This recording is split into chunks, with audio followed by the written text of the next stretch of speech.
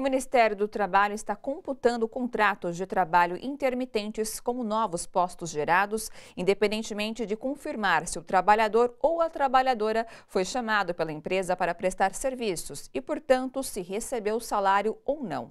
Em maio, último dado disponível, essa modalidade representou 10% do total de vagas criadas.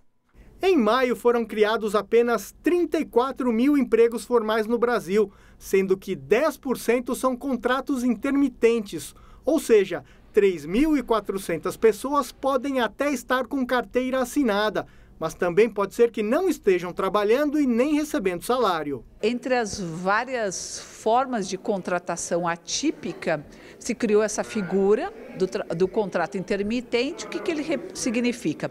A empresa pode contratar um trabalhador, uma trabalhadora, sem fixar jornada, sem fixar salário e esse trabalhador, essa trabalhadora fica à disposição da empresa para quando ela necessitar. Ele pode estar contratado e o empregador não solicitar que ele trabalhe e aí ele não vai trabalhar nenhuma jornada e não vai ter remuneração nenhuma, né? Ele vai ter um salário zerado. Para o trabalhador, cria uma insegurança muito grande, porque ele começa o mês sem saber quanto ele vai receber no final do mês, né? E ele pode, inclusive, se for convocado só para trabalhar poucas horas, receber um salário inferior ao salário mínimo, né?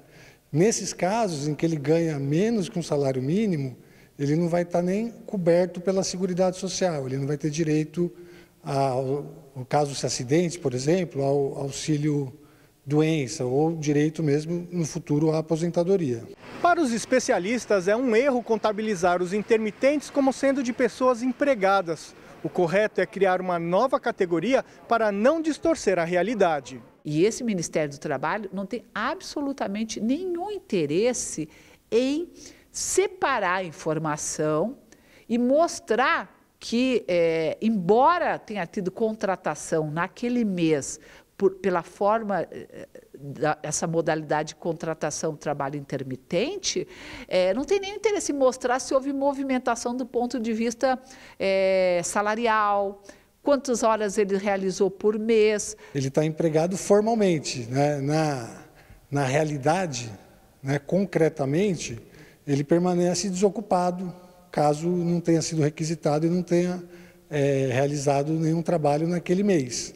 Outro problema que pode ter é que, como um trabalhador pode ter a tendência que tenha mais de um vínculo, você também pode ter uma dupla contagem. Então, você vai ter lá, estatisticamente, vamos supor que o trabalhador esteja contratado por 4 empresas diferentes. Você vai ter lá 4 vínculos, mas que se referem a apenas um trabalhador. A reforma trabalhista entrou em vigor em novembro, né? A gente já tem mais de 7 meses que ela está em vigência e a gente não viu uma melhora dos indicadores de mercado de trabalho, né? O que gera emprego é o crescimento econômico, são investimentos públicos, ampliação de crédito, o consumo das famílias. A gente está vendo que os dados não mostram uma melhora do mercado de trabalho pós-reforma trabalhista.